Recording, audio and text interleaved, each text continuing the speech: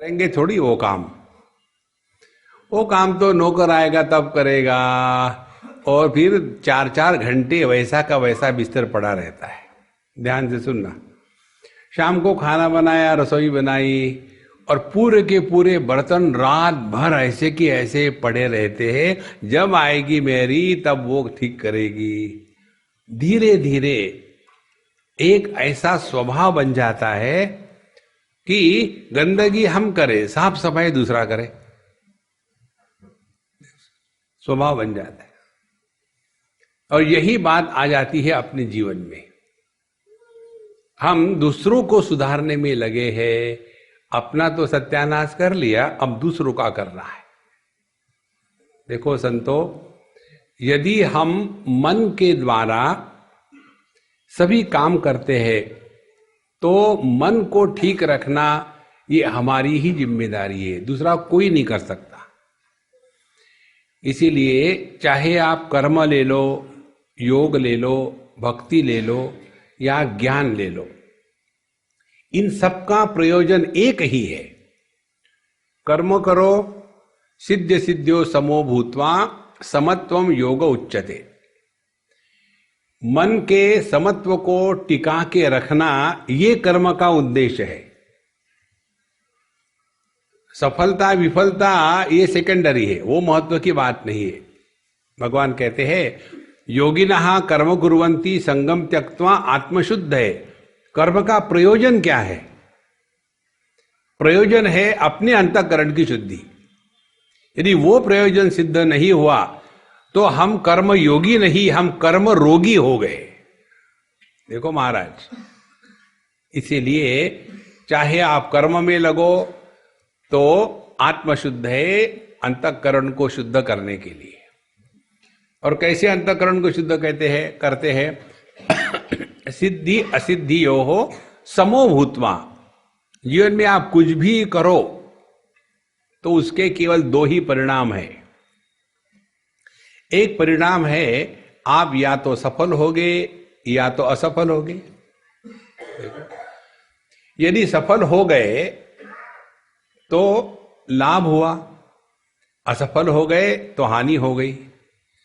आइए महाराज, और यदि लाभ हो गया तो खुश हो गए, और हानि हुई तो दुखी हो गए। अब देखो कैसा गणित है, भगवान कृष्ण के शब्द एक एक पहचानने के जैसा है। आप कुछ भी करो, ये 3 स्टेप्स होगी जीवन में, या तो सफल विफल, लाभ हानि और सुख दुख। अब ये तीनों के साथ कैसे निपटना है, जिसको भगवान के अनुसार कर्म योग कहते हैं। द्वितीय अध्याय में भगवान ने जीने का जो पहला तरीका बताया है वो यही है। देखो, और किसको बताया? उस अर्जुन को जो विक्षेपित था, वो गुस्से में था, फ्रस्ट्रेटेड था। ऐसे अर्जुन को पहला भगवान का उपदेश यही रहा है। पहले तो उसको लताड़ा, डांटा, कहा कि तुम बातें तो ज्ञानी के जैसे कर रहे हो, लेकिन हो बेवकूफ। बेवकूफ कौन होता है? जो रोता है हमेशा। और ज्ञानी कौन है? गतासून गतासूश्च नानु शोचन्ति पंडिता। ज्ञानी वो है, वो दुखी नहीं होता किसी भी कारण से। अज्ञानी के दुख का कारण 2 है। कोई मरता है तो वो दुखी होता है, कोई मरता नहीं तो भी दुखी होता है, ये मरते भी नहीं देखो।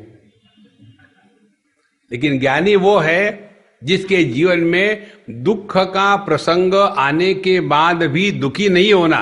ध्यान से सुनना, ये कल्पना मत करना कि ज्ञानी के जीवन में दुख नहीं आते। दुख हमारे सबके जीवन में आते हैं। दुख का कारण हम अन्य को बता सकते हैं। मैं पति हूं तो दुख का कारण मेरी पत्नी, मैं पत्नी हूं तो दुख का कारण पति, मैं यदि पिता हूं तो दुख का कारण पुत्र। बिल्कुल स्टैंडर्डाइज है इक्वेशंस। लेकिन हम सभी के सभी दुखी अपने चॉइस से होते हैं। ये जो स्वातंत्र है अपना, इसको बना के रखो। देखो महाराज, ये कल्पना कभी मत करना कि जीवन में दुख नहीं आएंगे। जीवन में यदि दुख नहीं आना है तो मुर्दा बन जा। मुर्दे के जीवन में दुख नहीं होता। जब तक जिंदा हो तब तक दुख होगे। और हमारा ये प्रश्न होता है, बट वाई? एक जगह हम गए थे, एक बुढ़ा हुआ अम्मा पंजाबी, हम गए, नमस्कार चमत्कार किया और फिर कहती है, स्वामी जी पता नहीं मेरे घुटने में इतना दर्द होता है, क्यों होता है पता नहीं। हमने कहा मेरे प्रश्न के उत्तर दो। पहला प्रश्न, भगवान ने कान किस लिए दिए हैं? तो वो मुझे कहती है, मुझे आप बच्चा समझ रहे क्या? हमने कहा उससे भी गए बीते हो, मेरे प्रश्न का उत्तर दो। तो बोले सुनने के लिए। आंखें किस लिए दिए है? देखने के लिए। घुटने बुढ़ापे में दुखने के लिए दिए है।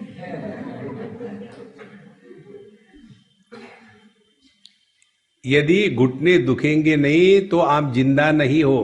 पंचदशीकार दुख का ये सरल उदाहरण देते हैं। कहते हैं यदि आपको दुख हो रहा है इसका मतलब आप जिंदा हो, तो अच्छी बात है ना। ध्यान से सुनना, हम एक स्टेप आपको ले जा रहे हैं। जब हमको दुख होता है तो वो दुख का अर्थ हम कैसा निकालते हैं? जब अनर्थ निकालते हैं तो दुखी हो जाएंगे, और यदि अर्थ निकालेंगे तो उसके द्वारा हमारा भला होगा।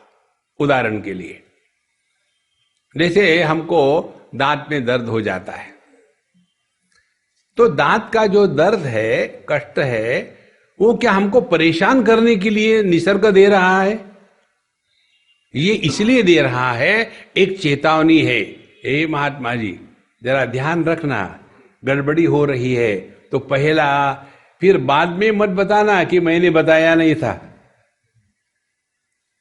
देखो, सबको कहा था जन धन योजना अपना अकाउंट खोलो, बाद में मत बताना कि मैंने नहीं बताया था। आधार कार्ड करो। देखो महाराज, तो जहां हमारे दांतों में दर्द हुआ और तुरंत हम चले गए डॉक्टर के पास, ठीक करा लिए तो भला हो गया। ये दांत की बात हो गई। एक उदाहरण दूं आपको, जब हम अपने दुखों से सीखते नहीं बल्कि दुखी हो जाते हैं तो उसका क्या परिणाम है। एक हमारी डॉक्टर ने है गायनेकोलॉजिस्ट।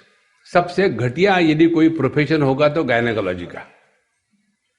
ये जितने भी कैलेंडर बाहर आते हैं ऑड टाइम को आते हैं, रात को 2:25 पर। उनको दिन को टाइम नहीं मिलता आने को। बेचारी हमेशा कष्ट में रहती थी और धीरे धीरे पैरों में परेशानी, वेरिकोज वेन्स हो गई, और दर्द से छुटकारा पाने के लिए वो हमेशा वो गोलियां खाती थी, पेन किलर्स। पहले आधी गोली से काम होता, फिर 1 गोली, फिर 2 गोली, फिर 2.5 गोली, फिर 3 गोली। और डॉक्टर नहीं है, कौन उसको रोकेगा। धीरे धीरे उसका इतना टाइटर बढ़ गया दवाई का, फिर भी उसको एक बार नीचे के भाग में दर्द हुआ तो उसने अपने दोस्त को बुलाया, वो भी गायनेकोलॉजिस्ट। वो आ गई और कहा देखो भाई मुझे क्या हुआ, बहुत तकलीफ हो रही है। उसने जब उसको देखा तो जैसे सर्विक्स को हाथ लगाया तो जैसे इतना बड़ा मिट्टी की घाघर हो जिसमें से दही जैसे फटने के बाद बाहर आ जाएगा, इतना बकेट भर के पस बाहर आया, और 3rd डिग्री कैंसर। हमने पूरी केस ट्रीट की अपने आप से, इसलिए बता रहे हैं आपको। तो ऑपरेशन हुआ, सब कुछ ठीक ठाक हो गया। तो मुझे उसने पूछा कि स्वामी जी मैंने सबके लिए इतना भला किया, इतने कष्ट झेले, मुझे ऐसा क्यों हुआ? हमने कहा तुम भगवान के मैसेज को सुन नहीं रही थी।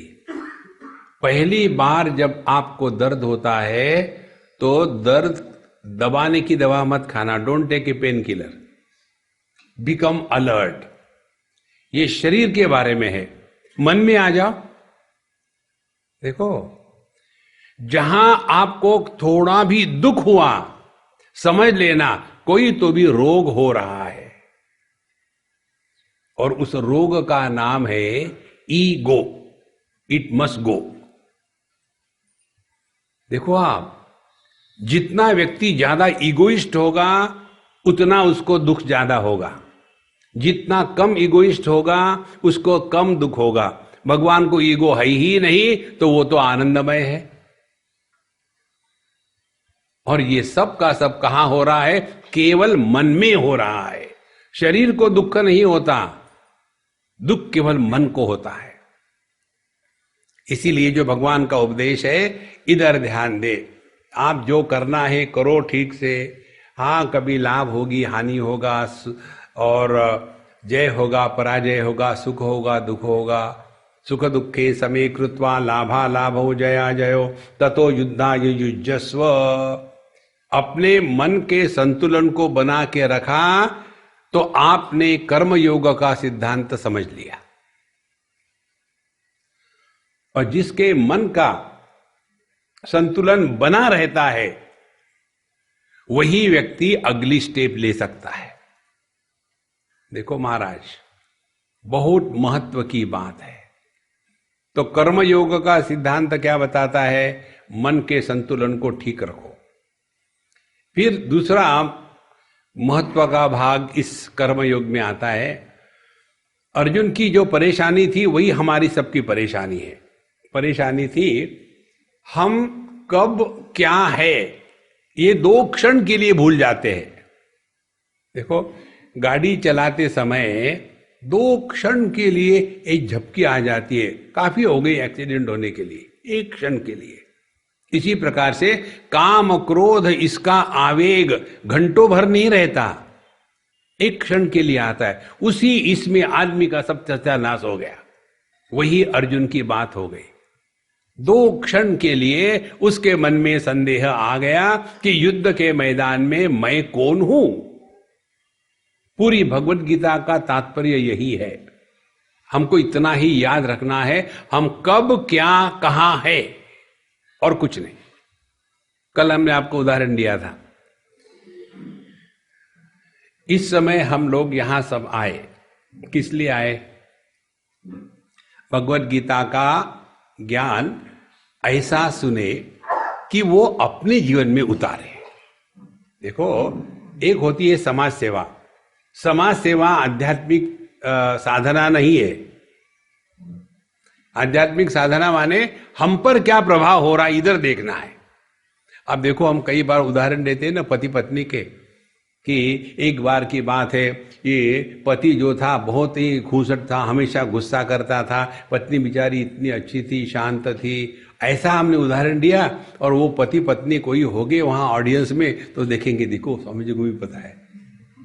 तो जब पति पत्नी का उदाहरण दिया तो समझ में आता है मेरा उदाहरण है। और जब बताया, आप भगवान कहते 13वें अध्याय में, क्षेत्रज्ञम चापि माम विद्धि सर्व क्षेत्रेषु भारत, सब में एक ही परमात्मा प्रकट हो रहा है और वह परमात्मा अपना स्वरूप है। ये जब बताते हैं तब ये बात क्लिक नहीं होती कि हम ही साक्षात सच्चिदानंद है। लेकिन पति पत्नी है तो तुरंत पकड़ लिए। देखो, हमारा तादात्म्य किसके साथ है? इसीलिए जिस काम के लिए हम आए हैं वो काम अच्छी तरह से करें। इसमें आपने एक बहुत बड़ी छलांग लगा ली अध्यात्म में। और उसके लिए अभी जैसे हम बता रहे थे, हम यहां आए भगवत गीता सुन करके जीवन में उतारने के लिए। अब यहां दूसरा तो कोई काम नहीं है। यहां आप कौन हो और मैं कौन हूं? आप श्रोता हो और मैं वक्ता हूं। हमारे बिहार में चले जाओ आप तो वहां मजा आता है। हमारा इंट्रोडक्शन वहां कराए थे। हमारे बीच में एक बहुत बड़े वक्ता आए हैं, वो बकबक करेंगे। बिहार में, बंगाल में वो को ब कहते हैं।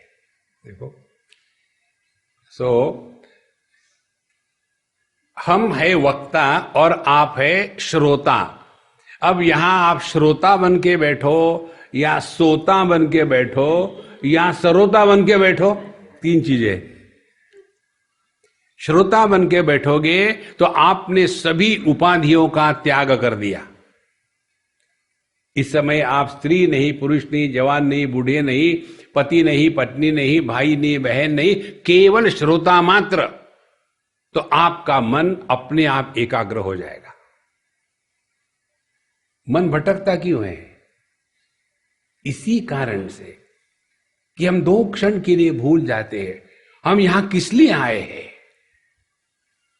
देखो, जैसे मैं आप सबको देख रहा हूं, किसी अम्मा को देख करके मुझे मेरी मां की याद आ जाए और मैं उसी याद में बहलूं, तो मैं अपना काम पूरा कर पाऊंगा? अब मां की याद आना अच्छी बात है, लेकिन यह गलत समय है। अर्जुन की यही समस्या थी। उसने जो धर्म का उपदेश भगवान कृष्ण को किया था वो ठीक था, लेकिन गलत समय पर था।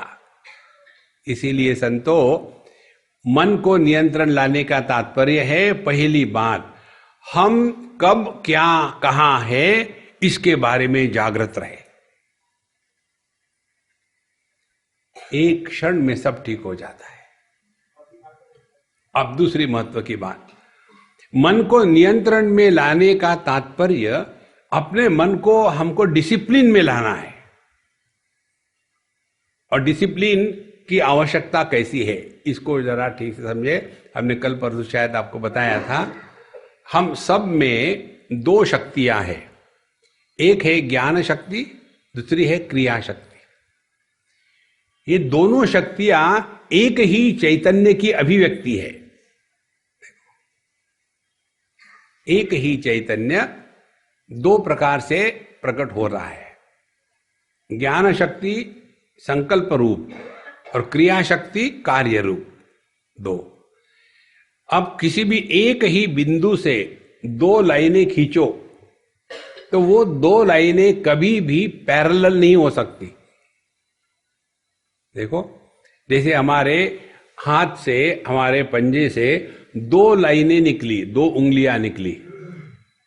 अब ये 2 उंगलियां अगल बगल में जो है, ये कभी भी पैरेलल नहीं हो सकती। अब देखो, ये बहुत सुंदर बात है, इसको ठीक से पकड़ लेना। जैसा जैसा हम इन उंगलियों के ओरिजिन पॉइंट से दूर जाएंगे, वैसे वैसे इन दोनों के बीच में का जो अंतर है वो अंतर बढ़ने लगेगा। अब अगली बात ध्यान से सुनना। ज्ञान शक्ति ये है, हमको सबको पता है, early to bed and early to rise is the way to be healthy wealthy and wise, ये ज्ञान है। क्रिया क्या है?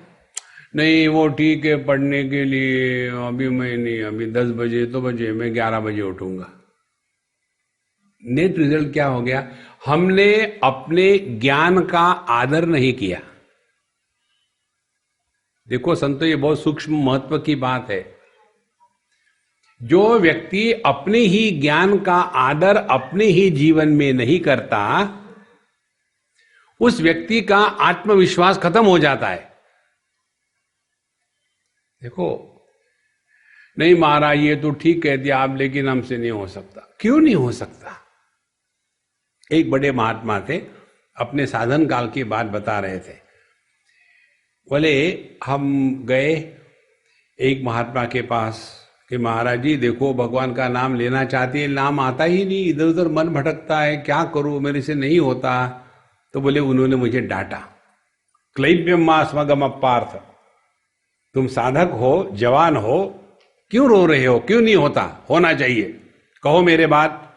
और उन्होंने कह दिया, अब मेरे बात कहो, श्री राम जय जय राम, 3-4 बार कहलवाया और बोले अब जाओ।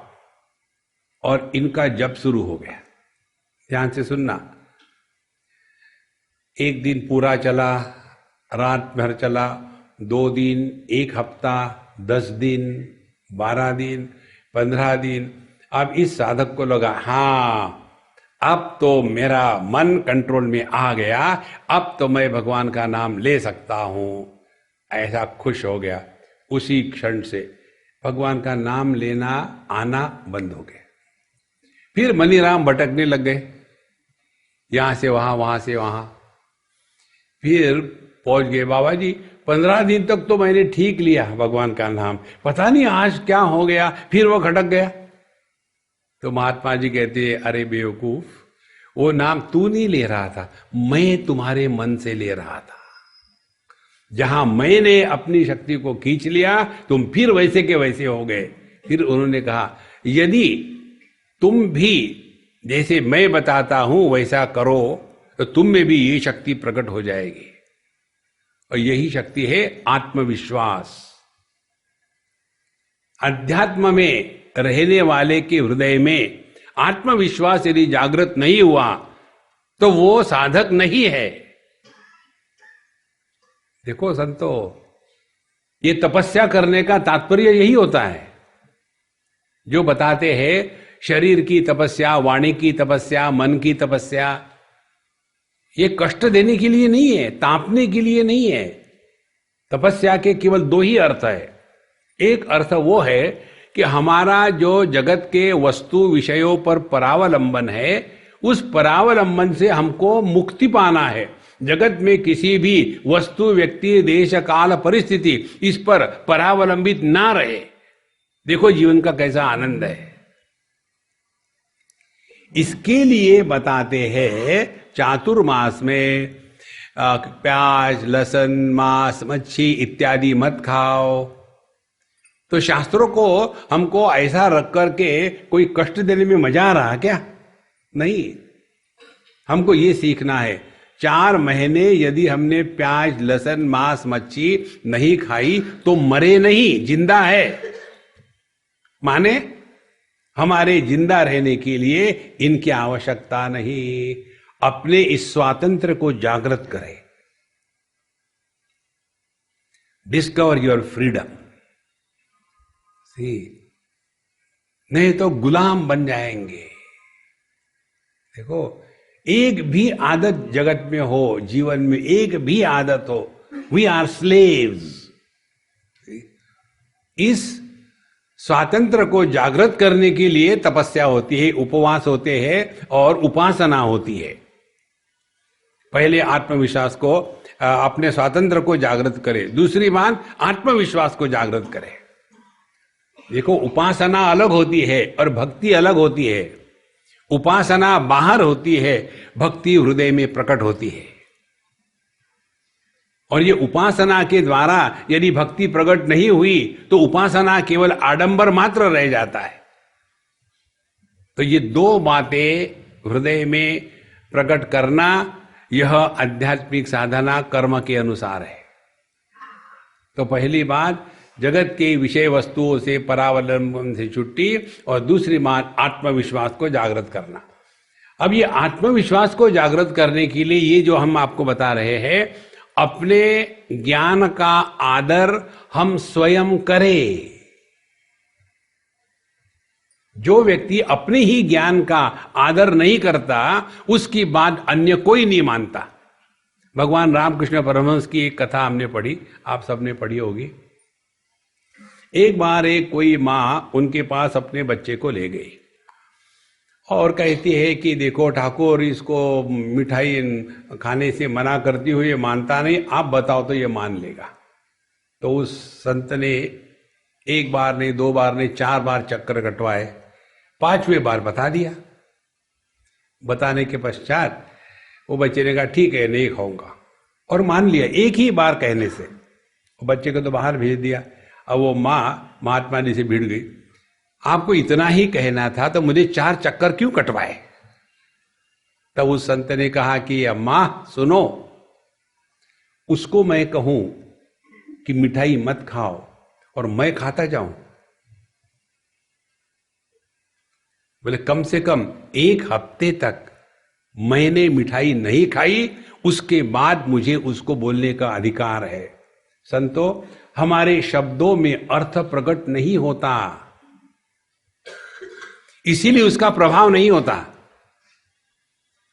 देखो, शब्दों में अर्थ प्रकट तभी होगा जब शब्द क्या है, ये क्रिया है, और शब्द के पीछे की जो वृत्ति है वह ज्ञान है। जब ज्ञान और क्रिया, शब्द और अर्थ एक हो जाते हैं, उसी को कहते संकल्प सिद्धि। ऐसे महात्मा जो कहते हैं वो हो जाता है। और ये मुट्ठी भर महात्माओं की कोई अपनी बात नहीं है, हर एक के लिए ये संभव है। अपने में इस तत्व को जागृत करने के लिए भगवद गीता बताती है, अपने मन के समत्व को बिगड़ने मत देना। देखो, जगत में इसी में रहना है, हमको कहीं पहाड़ों में नहीं जाना है, कहीं जंगलों में नहीं जाना है, इसी समाज में, इसी जगत में रहना है। आप देखेंगे बड़े बड़े साधु संत, वो कोई पहाड़ों में जाके थोड़ी रहे थे। उनके समय भी पॉलिटिकल टर्मोइल था, उनके समय भी इकोनॉमिक प्रॉब्लम्स थे, उनके समय भी सब कुछ गड़बड़ी होती थी, लेकिन वो कैसे रहे? उनका यही सिद्धांत था, अपने ज्ञान का अपने आचरण में पूरी तरह से उतारने का प्रयत्न करना, यही आत्मविश्वास को जागृत करने की एकमात्र प्रक्रिया है। देखो, अब हम आपको कल 2-3 दिन से बता रहे, रोज बताएंगे, हमको शर्म नहीं बताने की, क्योंकि यही एकमात्र चीज है। आप करो तो देखो आपके जीवन में कितना परिवर्तन आएगा। केवल 2 बातें, हम आपके हाथ में माला नहीं दे रहे, हम आपको दीक्षा नहीं दे रहे, सिंपल बात, जितनी साधना है अपने मन को संवारो। शरीर को तो हमने संवार लिया है, पूरा मेकअप मालूम है किसको कहते हैं? ब्रेकअप को छुपाने के लिए जो किया जाता है उसको मेकअप कहते हैं। एक बार एक अम्मा अपने घर गई, बारिश हो रही थी कस के जोर से, धुआंधार, और दरवाजा खटखटाया, आदमी ने खोला दरवाजा, पता नहीं कौन है, दरवाजा बंद कर दिया। फिर दूसरे बार खटखटाया, और फिर उसको डांटने के लिए दरवाजा खोला तो उसने डांटा, तुम मुझे बाहर रखते हो? अरे तुम हो, मैंने तुमको पहचाना ही नहीं, क्योंकि रोज वो मेकअप में पोती रहती थी, बारिश से आई धुल गई, तुम ही हो क्या वो? देखो, शरीर को हम कितना संवारते हैं, अपने घर को कितना संवारते हैं। अरे संतो, अपने मन को संवारना है। जीवन का सौंदर्य शरीर से नहीं होता, जीवन का सौंदर्य होता है मन से। और इस मन को संवारना माने क्या, अब यही हम चिंतन कर रहे। तो पहले मन को संवारना माने मन के संतुलन को ठीक रखना किसी भी हालत में। जैसे योग में बताते हैं ना, चित्तवृत्ति निरोधा, इस चक्कर में मत पड़ना। हम मारे हैं उसकी इसलिए बता रहे, हम जो बता रहे हैं ना पुस्तक से नहीं बता रहे। चित्तवृत्ति निरोध योग, दांत दबाते जाओ, खाते जाओ, कुछ नहीं होने वाला, गारंटी देते हैं आपको। जितने भी योगा करने वाले हैं ना, उनको वरना किसी और की कसम खाना, अपनी मत खाना। और बताओ कि क्या तुम्हारा चित्तवृत्ति निरोध हुआ है? तो करे क्या? केवल 2 बातों का ट्राई करो संतो। एक, किसी से भी किसी भी विषय पर बोलने के पहले अपने आप को प्रश्न पूछ ले, क्या ये बोलना आवश्यक है? अब हम आपको बहुत सूक्ष्मता में ले जा रहे।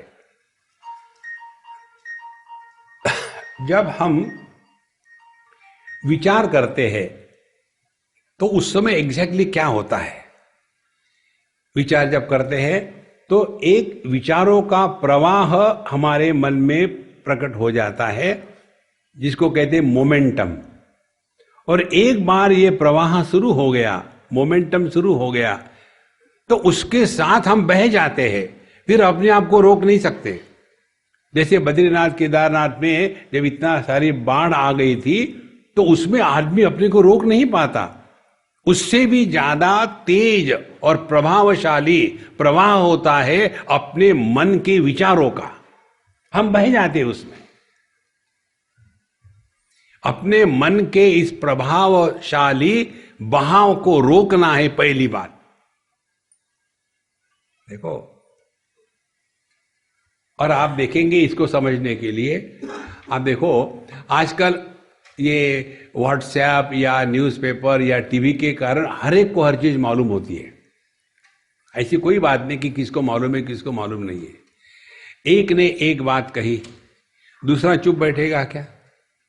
अपनी जोड़ेगा, वो चुप बैठेगा, तीसरा जोड़ेगा। धीरे धीरे जैसे गोमुख से गंगा जी छोटी निकलती है, धीरे धीरे बढ़ने लग जाती है और इतना बहाव आ जाता है कि सब उसमें बह गए। इसी प्रकार से कहीं बैठे हैं, एक ने बात छेड़ दी, यार हम गए थे शादी में उस शादी में क्या उन्होंने पैसा लगाया, पता नहीं कहाँ से ले आते ये लोग पैसा, बड़े करप्ट है। अब वो कहानी खत्म हो गई ना वहां। दूसरा बोले ये तो कुछ भी नहीं, मैं उसकी शादी में गया था। और तीसरा ये तो कुछ भी नहीं, मैं उसकी शादी में गया था। एक के बाद शादियां हो रही है और आपके मन का सत्यानाश हो रहा है, ये बात समझ में नहीं आती। ध्यान से सुनो संतो, कहीं कुछ भी बातें हो रही हो, हमको उसमें पार्टिसिपेट करना आवश्यक नहीं है। लोग कितने भी प्रश्न पूछे, कोई भी प्रश्न पूछे, ये ध्यान से रखना, हर एक प्रश्न का उत्तर देना अनिवार्य नहीं है। ये कोई एग्जामिनेशन नहीं। जहां आपने देखा मन का प्रवाह बन रहा है, उसी समय उसको रोकना, इसके लिए सावधानी चाहिए। अब देखो कैसे मन का प्रवाह हमको परेशान करता है और इसको कैसे रोका जा सकता है, कल्पना नहीं है।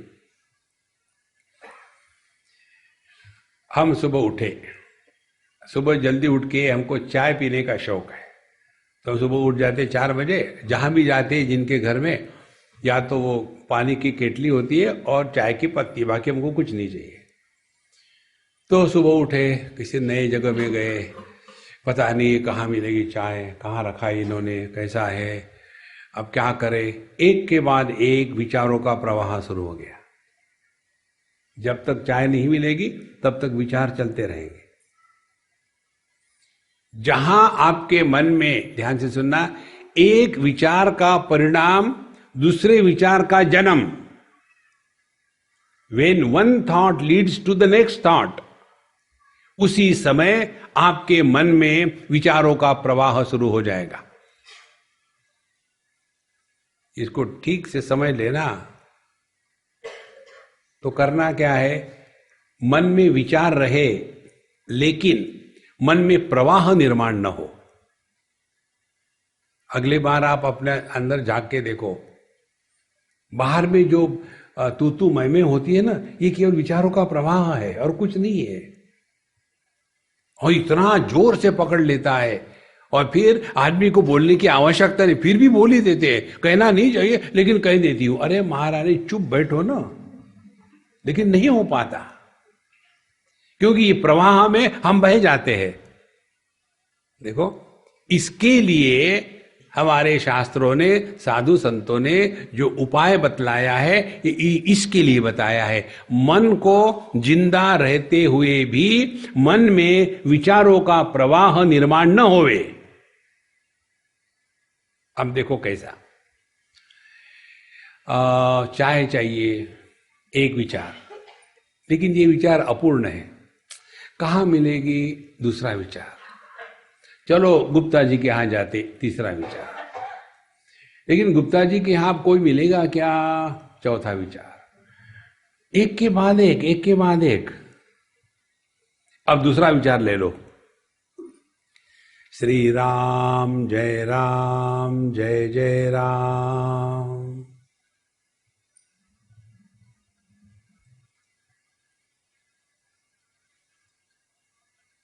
जहां आपने मंत्र का, भगवान का नाम लिया, वो वृत्ति अपने आप में परिपूर्ण है। इसीलिए उस नाम के बाद दूसरी वृत्ति नहीं उठेगी। भगवान के नाम लेने के पीछे, जप करने के पीछे ये सिद्धांत है। मैकेनिकली मत लेना, वहां फिर प्रवाह निर्माण हो जाएगा। जैसे कई बार करते हैं लोग, थैले में रखते हैं, गोमुखी में ये उंगली बाहर निकाल करके, और फिर उसमें अपने झटके मारते मारते हरे राम राम राम हरे कृष्ण कृष्ण हरे राम राम राम हरे कृष्ण हरे। मन को माने एकदम जैसे तूफान आ गया हो। अरे मन को हमको डिसॉल्व करना है चैतन्य में। वृत्ति युक्त चैतन्य को ही मन कहते हैं, वृत्ति रहित मन को ही चैतन्य कहते हैं। यह अलग अलग नहीं है। जिस ज्ञान में वृत्ति का व्यापार हो, उस ज्ञान को मन कहते हैं, और जिस ज्ञान में वृत्ति का व्यापार नहीं हो वही चैतन्य है। बाहर नहीं ढूंढना हमको कहीं, केवल यही देखना है कि कहीं हमारे मन में विचारों का प्रवाह तो नहीं निर्माण हो रहा है।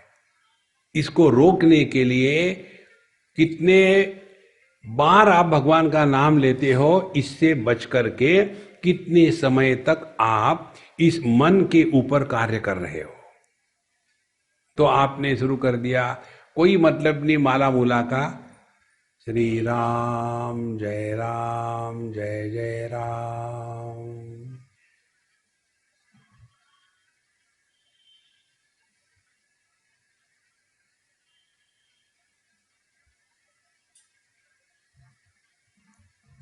फिर लगा कि कोई विचार आने वाला है, दूसरी फायरिंग शुरू कर दो, श्री राम जय जय राम।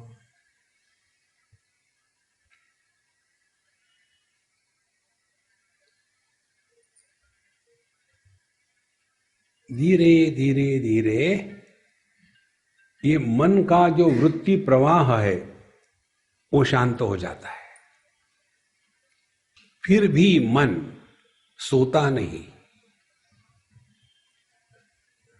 मन की तीन अवस्थाएं हैं, एक अनेकाग्र, एक शून्याग्र और तीसरा एकाग्र।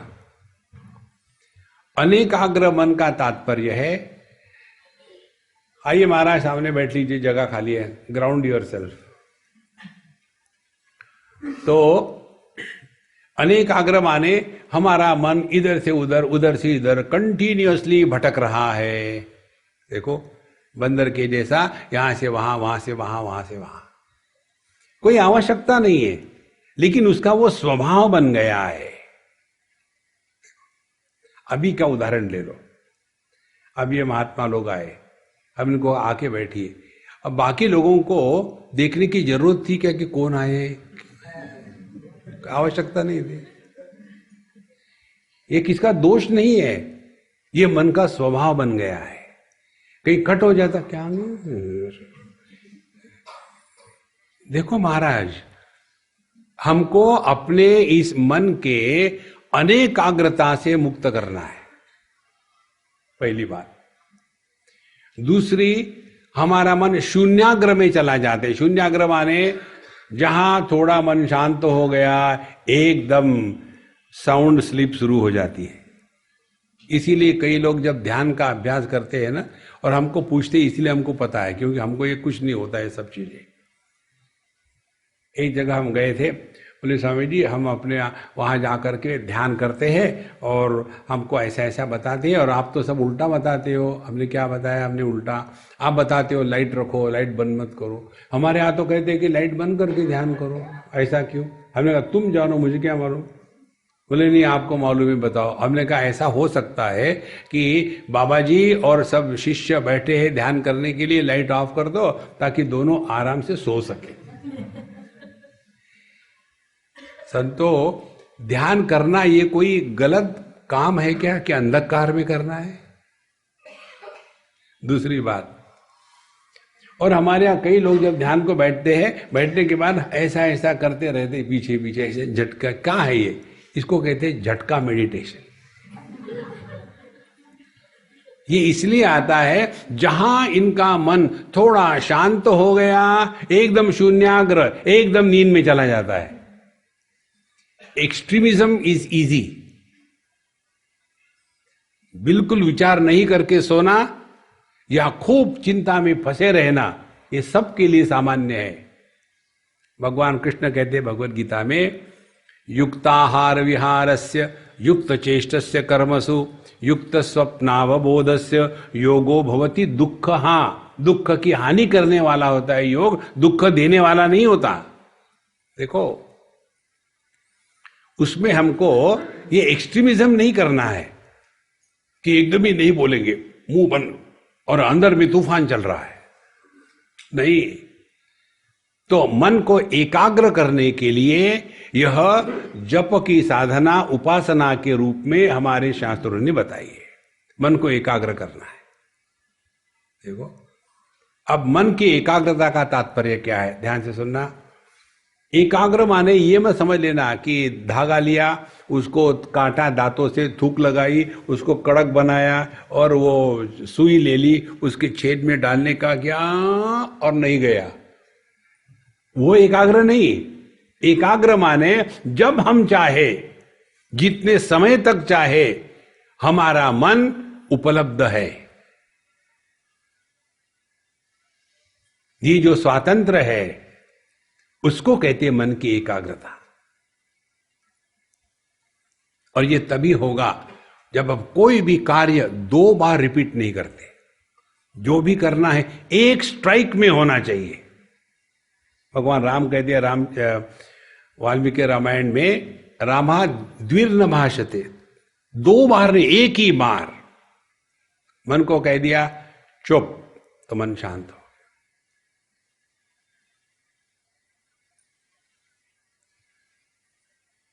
आत्मैव आत्मनो बंधु आत्मैव रिपुरात्मना। यदि हमारा मन हमारे कंट्रोल में है तो ये हमारा दोस्त है, ये तो यही मन हमको परेशान करता है।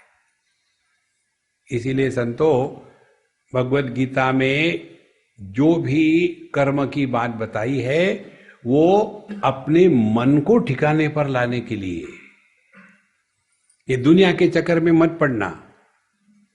देखो, कोई भी आप बड़े बड़े साधु संत ले लो, उन्होंने दुनिया का भला करने के लिए कुछ नहीं किया। उनके होने से दुनिया का भला हो गया, उन्होंने किया कुछ नहीं। जैसे पुष्प जो होता है, फूल जो होता है, वो सुगंध देता नहीं, उसमें सुगंध होती है। देखो, ये दुनिया का भला करने वाले उसका तो कर नहीं सकते, अपना सत्यानाश जरूर कर लेते। इसीलिए संतो, जो भी हम कर रहे हैं उसका प्रभाव कहां है, इधर ध्यान दें। जैसे हम आपसे बात कर रहे, अब हमारा ध्यान कहां है? हमारा ध्यान यदि आप पर होगा कि हमारे प्रवचन से आप लोग सुधर जाओगे, तो रिजल्ट क्या होगा? हम फ्रस्ट्रेट हो जाएंगे। क्यों फ्रस्ट्रेट हो जाएंगे? जो भगवान हमको नहीं सुधार सका, वो हम बिगड़े हुए, आप हमारे प्रवचन से सुधरोगे, इससे बड़ी बेवकूफी क्या होगी? यही बात होती है माता पिता और बच्चों को लेकर के। देखो, माँ बाप चाहते हैं बच्चे हमारी बात माने। अरे वो फर्नीचर है क्या? एक ने मुझे पूछा था, एक अम्मा ने, स्वामी जी, लोगों के बच्चे जो है ना वो तो मेरिट क्लास में आते हैं, मेरा बच्चा जो है 3 बार फेल हो गया, ऐसा क्यों? अब क्या उत्तर दे उसको? तो मैंने कहा कि कभी मिर्ची के पेड़ को टमाटर लगते हैं क्या? बोले स्वामी जी आप क्या कहते, समझ में नहीं आता ना। अच्छी बात है, ये तो मुझे डांटोगी। देखो संतो, जो जैसा है उसको स्वीकार करे और अपने मन को शांत रखे, तो जो भी हम करते हैं दुनिया जैसी है वैसी ही रहेगी। अब ये कर्म का जो दुष्परिणाम हमारे मन में होता है कि कर्म सफल नहीं हुआ, सफल हुआ इत्यादि, उससे निकलने के लिए एक मूल मंत्र आपको देते हैं, ध्यान से सुनना। हम जो भी करते हैं दुनिया में उसकी आवश्यकता किसी को नहीं है। ये मूल सिद्धांत है जीवन का। जैसे हम यहां आपके सामने आए, हम यहां आकर के भगवत गीता पर क्यों बोल रहे? आपको आवश्यकता है इसलिए? हाँ, ये आवश्यकता हमारी है। यदि आप नहीं होगे सामने तो क्या हम दीवारों से बात करेंगे? ध्यान से सुनना, यदि हम अपनी आवश्यकता है इस भावना से आते हैं तो आपके प्रति हमारे मन में आदर और सम्मान होगा। और यदि हमारे मन में ये भावना आती है, पता नहीं ये अज्ञानी लोग कहां से इकट्ठा हो गए, समझ में आएगा कि नहीं, एनीवे मैं बताता हूं, वो उनका भला हो ना हो, हमारा सत्यानाश गारंटी से होगा।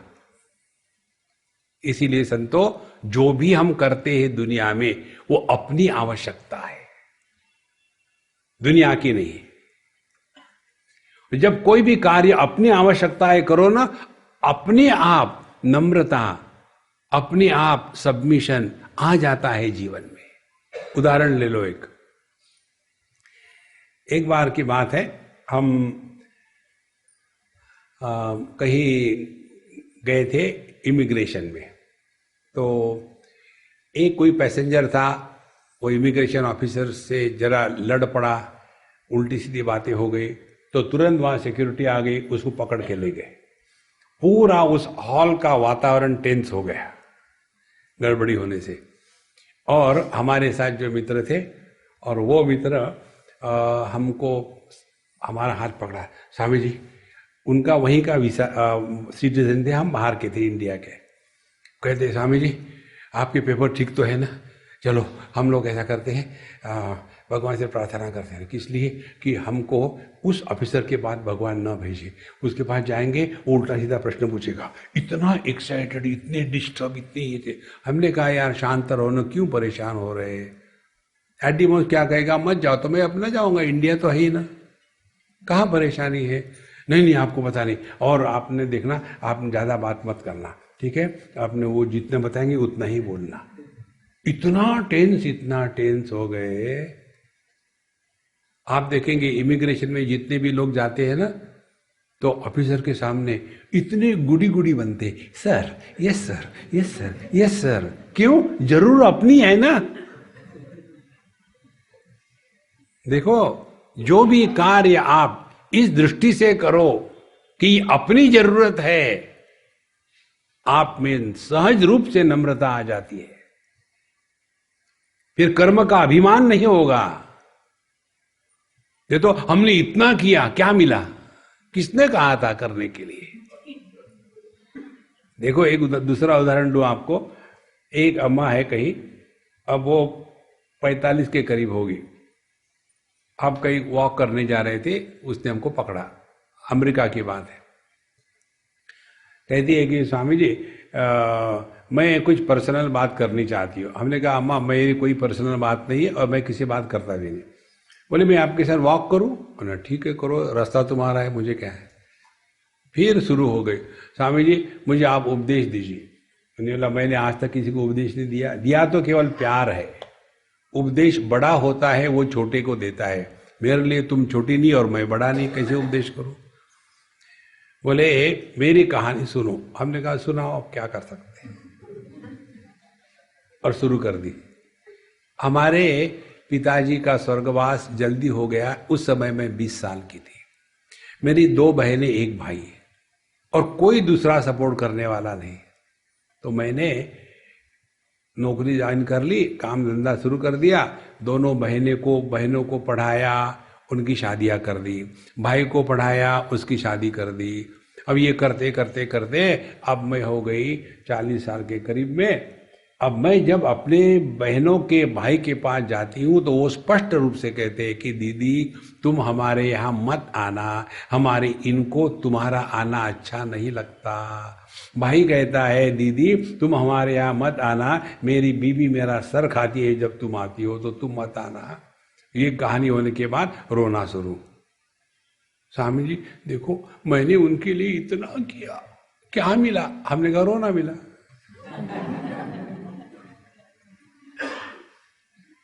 देखो ऐसा क्यों हुआ? इसलिए हुआ कि तुमको लग रहा है मैं कर रही हूं। ध्यान से सुनना संतो, कोई किसी के लिए कुछ नहीं करता। हमारे कन्हैया लाल ऊपर से चाबी भर के छोड़ देते हैं। देखो हम लोग भी भिक्षा खाते हैं और भिखारी भी भिक्षा खाते हैं, दोनों में फर्क क्या है? फर्क यही है, हमको पता है हमारा कन्हैया किसको चाबी भर देता है, भाई इसको जरा खाना खिला देना ठीक से। तो खाना खिलाने वाले को लगता है कि हमने स्वामी जी को खाने को बुलाया, लेकिन हमको पता है चाबी ऊपर से लगी है। जिस दिन ये बात दृढ़ हो जाएगी ना हृदय में, जो भी हमको मिलता है ये ईश्वर का अनुग्रह है। कभी भी जीवन में ऐसी दरिद्री विचार प्रणाली नहीं होगी। देखो महाराज, तो जो भी हम करते हैं उसकी आवश्यकता हमको है, दुनिया को नहीं। ध्यान से सुनना, बुढ़ापे में व्यक्ति ज्यादा दुखी क्यों होते हैं? क्योंकि उनको 24 घंटे में 24 घंटा जीना पड़ता है और अपनी ही कारण परेशान। बुढ़ापे में आदमी अपने कारण जितना परेशान होता है पूरे जीवन में कभी परेशान नहीं रहता, क्योंकि ये मनी राम का कभी ध्यान ही नहीं रखा। और फिर उल्टे सीधे विचार आएंगे, फिर गलत बातें होगी। एक सिंधी जेंटलमैन ने हमको पूछा था, बहुत पुरानी बात है, बोले स्वामी जी आजकल पता नहीं मुझे क्या हो गया है ना। ठीक है, अच्छा है, पता नहीं तो। बोले मुझे बड़ा विचित्र विचार मन में आता है और मैं बड़ा परेशान होता हूँ। क्या विचार है? बोले हम जब छोटे थे वहाँ रहते थे, वहाँ हमारे बगल में एक पड़ोसी रहती थी, उनकी एक लड़की थी छोटी। अब वो भी छोटे थे, 70 साल पहले, 80 साल पहले, वो भी छोटी, हम खेलते थे। अब वो कहाँ होगी? अब उस विचार को लेकर मैं इतना परेशान हूँ। बस एक ही विचार होता, वो कहाँ होगी? उसका नाम मुझे याद है, कल्पना नाम था उसका। कहाँ होगी वो, क्या कर रही होगी? अब देखो, अब कोई जरूरत है? इसीलिए ध्यान से सुनना, we have to learn how to keep our self occupied. शरीर से और मन से अपने आप को ऑक्युपाई रखे। एक क्षण भी ऐसा ना हो कि अब मैं क्या करूं ये सामने आ जाए। Keep your self busy 24/7। एक भी क्षण ऐसा न जाए। भगवान कहते न मे पार्थास्ति कर्तव्यम त्रिषु लोकेषु किंचन नान वाप्तम वाप्तव्यम वर्त एव च कर्मणि। तो कर्म में हम इसलिए बिजी रखे, इसके द्वारा अपना ही भला होगा। अन्यथा ये जो मन है ये ऐसी फैक्ट्री शुरू कर देगा, आपको पागल बना देगा। बिजी रखे, बिजी रखे, और जिंदगी भर सीखते रहे। बिजी रखने का एक तरीका ये है, कुछ ना कुछ सीखो। बुढ़ापे के जो अनेक लक्षण हैं उसमें एक लक्षण ये है, आप सीख के क्या करेंगे? Anything you learn doesn't matter. कुछ भी पढ़ो, सीखो, कंप्यूटर सीखो, चाइनीज सीखो। एक हमारी अम्मा है जयपुर में, बूढ़ी है, बच्चे बिच्चे सब एक्सपोर्ट हो गए हैं। अब ये जो पति पत्नी है दोनों घर में, उस अम्मा का शौक, हमको इतना आनंद आता है उसको देख करके। वो शरीर से तो काम नहीं कर सकती बूढ़ी होने के कारण, लेकिन वो लेबर एंगेज करके काम करा लेती है। उनको बोनसाई प्लांट्स का शौक उन्होंने सीखा बाकायदा। बुढ़ापे में जाकर के व्हेन शी वाज 65 उन्होंने बोनसाई प्लांट्स का पूरा सीखा।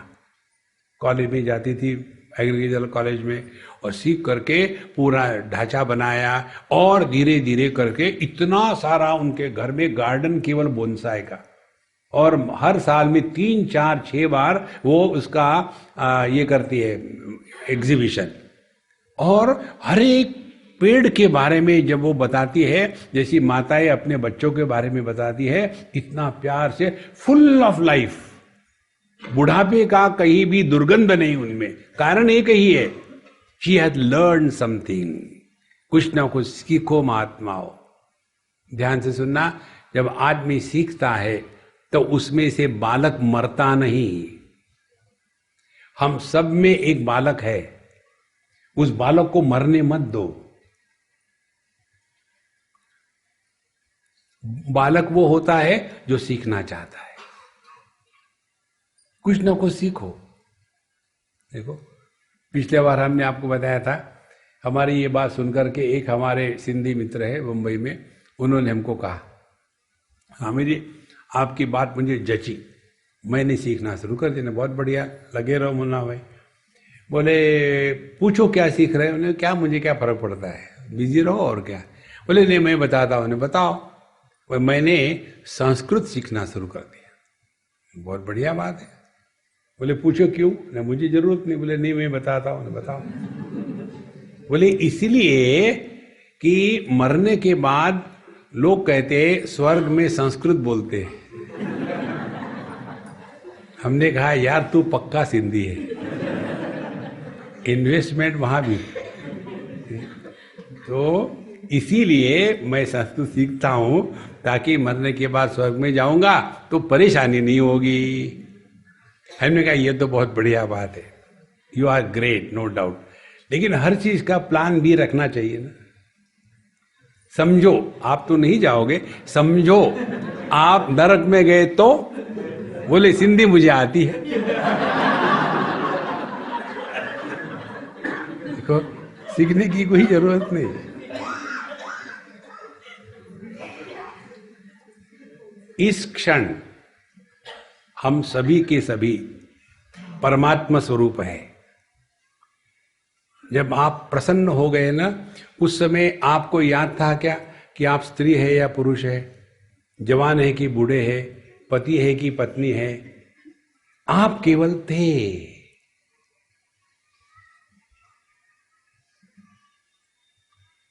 देखो, हम इतना बोझा उठा के चलते हैं जीवन भर का। इस बोझे को उतारना है, और बोझे को उतारने का यह तरीका है, keep your self occupied, busy, learn something. और जैसे जैसे आप सीखना शुरू करोगे, वैसे वैसे आप देखेंगे कि जीवन में नए नए आयाम खुल जाते हैं। हमको कई लोग कहते, स्वामी जी एक बात हम आपको बताएंगे, आपको बुरा तो नहीं लगेगा? मैं बेशर्म हूं, मुझे कोई न, जो मर्जी है बोलो, मुझे कुछ फर्क नहीं पड़ता। नहीं, आप महात्मा हो तो आप ये अपना कैमरा लगा करके अपना रिकॉर्डिंग करते ही अच्छा नहीं लगता मुझे। ना, मत अच्छा लगता, this your problem, not my problem. आप ऐसा क्यों करते हैं? महात्मा लोग तो नहीं करते। हमने कहा दोष आपका है, मेरा नहीं है। कैसे? आपने मुझे महात्मा क्यों कहा? मैं तो CH आत्मा हूं। देखो संतो, अपने स्वातंत्र को मत खोना। नित्य निरंतर सीखते रहे, तो धीरे धीरे हमारा मन इधर उधर जो भटकता है वो भटकना शांत हो जाएगा। देखो, फिर ये मन हमारे लिए समस्या नहीं होगा। It will become an asset and not a liability. अभी हमारी परेशानी यही है, our mind is a liability for us. इसीलिए फिर ड्रिंक्स या ड्रग्स या पियो, ये सब किस लिए करते हैं? इस मन को दबा करके शांत रखने के लिए। देखो संतो, बाहर की चीजों पर अवलंबित रहने से अपने मन पर कार्य करना शुरू करें। और इसके लिए हमने जो बताया कि मन में विचारों का प्रवाह निर्माण मत होने दे, अरेस्ट इट। और ये तभी होगा जब हम सावधान रहेंगे। कितने बार आदमी को समझ में नहीं आता, हम बोले जा रहे, अगला सुनना चाहता है या नहीं। एक बार स्कूल में बच्चे को पूछा टीचर ने,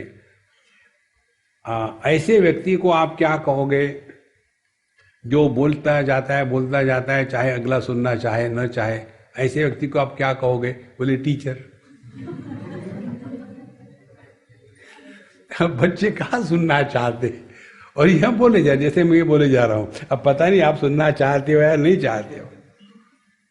जब हम इसके बारे में जागृत हो जाते हैं ना, तब अपने आप अनावश्यक बातें खत्म होगी। देखो, तो ये सिंपल टेक्निक किसी भी कांग्रेगेशन में, ग्रुप में हो तो लोगों को बोलने दो, बीच बीच में हाँ करते जाओ। अच्छा। अब एक और सूक्ष्म बात इसी चीज में बताते हैं। जब हम अन्य के साथ बात करते हैं तो अपने भूतकाल की बात करते हैं। हम वहां थे, हम यहां थे, हम वहां गए थे, हमने ये किया था, किसने पूछा? एक उदाहरण बताऊं आपको। बद्रीनाथ में ये जो तूफान आया था उसके पहले की बात है।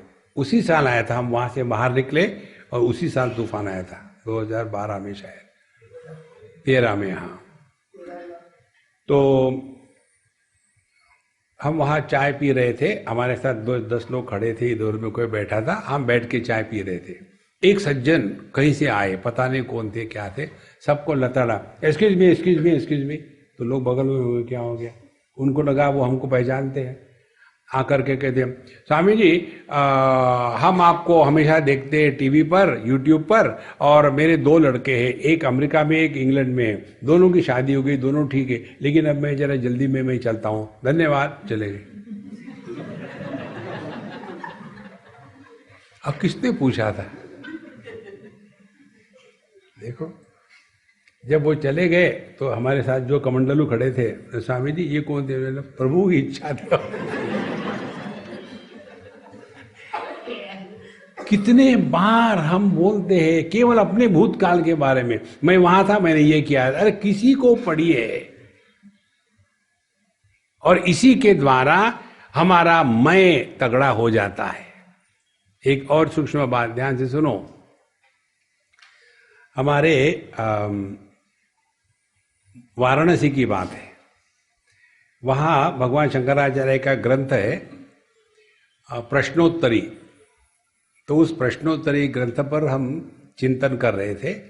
उसमें एक विचार शायद बहुत ज़्यादा ही कहा गया होगा कि कभी भी अपने बचपन की पुरानी बातें नहीं करना। बुढ़ाओ लोगों का ये बड़ा रोग होता है। जब भी बच्चे कुछ कहेंगे, जब हम बच्चे थे तब की बात है। अरे हु केयर्स? हर एक को अपने भविष्य की पड़ी है। हमारे जैसे बुढ़ाओं के पास भविष्य है ही नहीं। हमारा क्या भविष्य है मालूम है? डेस्टिनेशन जीपीएस फिक्स हो गया है, देखो। लेकिन जवान लोगों को जीना है पूरा, हमेशा वही पुरानी बात। इसीलिए बूढ़े लोग जवान लोगों में स्वीकृत नहीं होते, ये हमने बता दिया। उसके ऊपर में एक बुढ़ाओं ने प्रश्न किया, स्वामी जी आप जो कहते ठीक ही होगा, लेकिन मैं जानना चाहता हूं कि आप इतना इस पर जोर क्यों दे रहे हैं? हमने कहा आप सुनो, लेकिन हमारे 2 सिद्धांत थे, नो क्वेश्चन नो आर्ग्यूमेंट। बोले ठीक है। हमने कहा जब आप बात करते हो, जब हम बच्चे थे, बच्चे आप थे कि देह था? देह था। फिर आप बात करते हो जब हम टीनेज थे तब ऐसे गंगा जी में कूदते थे, तो टीनेज कौन था? आपका देह था कि आप थे? फिर आप कहते हैं जब हम जवान हो गए, हम कॉलेज में जाते थे और हमने ये किया, उस समय वो जो देह था, जवान बूढ़ा, वो देह था, आप नहीं थे। ध्यान से सुनना, जब हम अपने बचपन की बात करते हैं तो हमारा देहात्म भाव दृढ़ हो जाता है। जब हम जवानी की बात करते हैं तो हमारा देहात्म भाव दृढ़ हो जाता है। और ऐसे जो लोग हैं बुढ़ापे में आकर के कंप्लेन करते हैं, आजकल के बच्चे बड़ों का आदर नहीं करते। अरे लंबा हुआ तो क्या है, जैसे पेड़ खजूरा। उम्र बड़ी हो गई, इसमें हमारा कंट्रीब्यूशन क्या है? ये तो पृथ्वी दौड़ रही है सूर्य के अगल बगल में और हमारी उम्र बढ़ रही है। ये देहात्म भाव है, यही जीवन का पहला ऑब्स्टेकल है। इसी को जिसने जीतना है, यही आध्यात्मिक साधना है। 2 टप्पे हैं केवल अध्यात्म के। पहला है देहात्म भाव की निवृत्ति और दूसरा है जीवात्म भाव से मोक्ष। 2 बातें यदि नहीं हुई तो हमने कुछ भी नहीं अध्यात्म किया। इसीलिए अपने इस मन को भूतकाल में जाना रोकने से हम धीरे धीरे अपने व्यक्तित्व को डिसॉल्व करने में लग जाते हैं।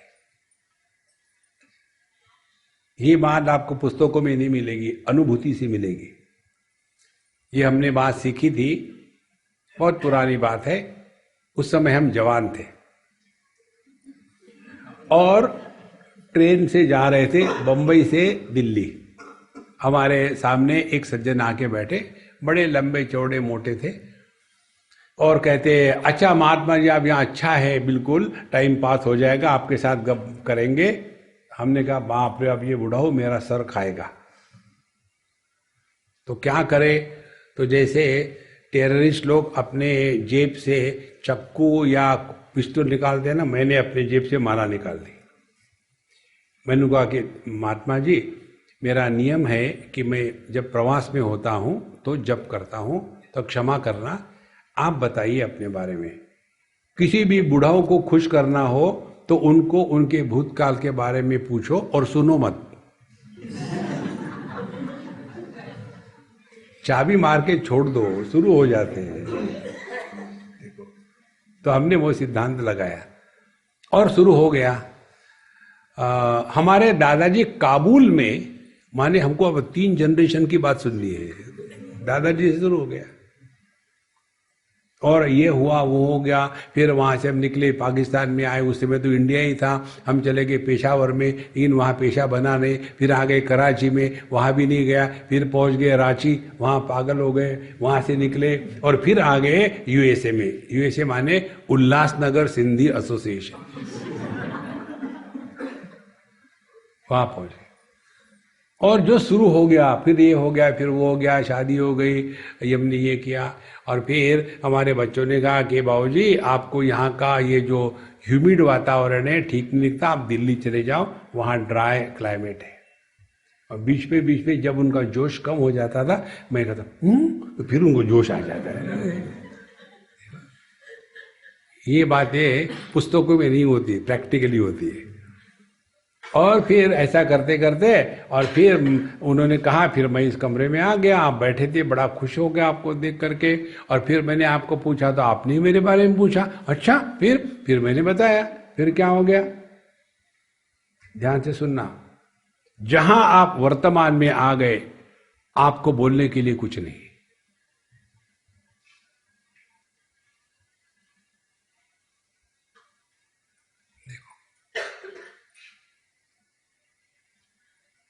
जिसको भूत परेशान नहीं करता, उसके लिए भविष्य का अस्तित्व नहीं है। और ऐसा व्यक्ति, the one who lives without the past and the future, doesn't have the present, he is presence.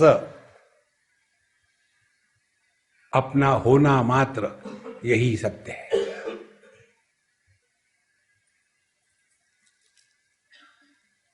जब जब हम कोई भी विचार करते हैं, हर एक विचार हमको अपने से दूर ले जाता है। कोई भी विचार करो आप, चाहे दुनिया का करो, चाहे भगवान का करो। जैसे कार में बैठने के बाद आदमी घर से दूर चला जाता है, इसी प्रकार से वृत्तियों के वाहन में बैठो तो अपने आप से भटकने लगोगे। ये 2 दिशाएं हैं। एक दिशा है भूतकाल की, और जिसको भूत चढ़ जाता है वो आदमी कैसा होता है, क्या इनको भूत लग गया है। और दूसरी दिशा है भविष्य की। ये 2 दिशाओं में से पहला कदम ये है, हम अपने भूतकाल के बारे में ना बोले, ना उसको ले आवे, तो धीरे धीरे धीरे धीरे देहात्म भाव कम होगा। जिसके द्वारा देहात्म भाव कम होता है वह आध्यात्मिक साधना, जिसके द्वारा देहात्म भाव बढ़ता है वह सांसारिक साधना। देखो, और जब तक देहात्म भाव से रहेंगे, ये संसार से मुक्ति नहीं, इसी में फंसे रहोगे जिंदगी भर। कितने आके चले गए, क्या फर्क पड़ा। देखो, लेकिन एक रामकृष्ण, एक विवेकानंद आता है तो कितना फर्क पड़ता है। हमारे इस जगत में आने का प्रभु ने प्रयोजन यही रखा है, लेकिन हम उनके प्रयोजन को पूरा करने के लिए जो लायकी चाहिए, जो क्वालिफिकेशन चाहिए, उद्धरेदात्मनात्मानम नात्मानम अवसादेत, उसके लिए अपने आप को लायक रखना ये आवश्यक है। यदि हम लायक होंगे तो प्रभु हमको सिलेक्ट करेंगे और हमारे माध्यम से प्रभु प्रकट होंगे। भगवान के दर्शन के चक्कर में मत पड़ना। भगवान हमारे माध्यम से प्रकट होवे, और भगवान का प्राकट्य एक ही रूप से हो सकता है, वो है आनंद। देखो महाराज, आनंद का मतलब लाफिंग क्लब ज्वाइन नहीं करना है। ये लाफिंग क्लब वाले महा दुखी होते हैं। एक जगह हम थे, हमारे घर के सामने जहाँ रहते थे वहाँ एक बगीचा था। हम सुबह वॉक करने के लिए जाते थे तो 4-6 मध्य प्रदेश धारी लोग खड़े हो जाते थे। राउंड में, और उनका टीचर आता था, उनको सिखाता था बुढ़ाऊ लोगों को कि कैसे हंसना है। तालियां बजाएगा 3 बार, ठक ठक ठक, हा हा हा, ऐसा हंसो। अब ये बुढ़ाऊ लोग पहली बार आए, तालियां बजा हा हा हा का, और इनके डेंचर की आहुति हो गई स्वाहा। अब किसका डेंचर कौन सा है? इसको खुशी नहीं कहते। हमेशा आनंद में रहना माने लिविंग एट 0 कंप्लेंट लेवल। किसी से कोई शिकवा नहीं, कोई गिला नहीं, आप खुश हो। देखो, जहां शिकवा गिला किया, आप भटक गए अपने आप से।